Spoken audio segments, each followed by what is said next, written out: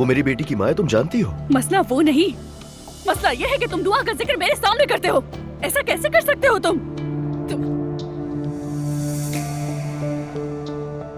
तुमने तो कहा था कि तुम्हारी अम्मी लेट आएंगी। Good evening. आज मैं अचानक जल्दी आ गई, थकन हो गई थी।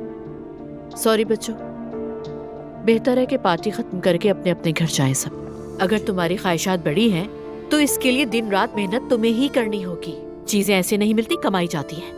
आपा, मैंने बहुत बड़ी गलती की क्योंकि मैं बस जानना चाहती थी। मैं दरमियानी रास्ता तलाश कर रही थी ताकि वो किसी बात पे गुस्सा ना हो। अक्लमंद औरत ऐसे ही करती है।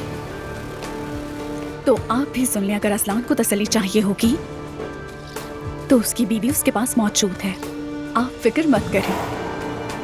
मैंने अजलान को शारिक का बता दिया। अच्छा, क्या बताया? उन्हें मेरे साथ छेड़खानी नहीं करनी चाहिए थी।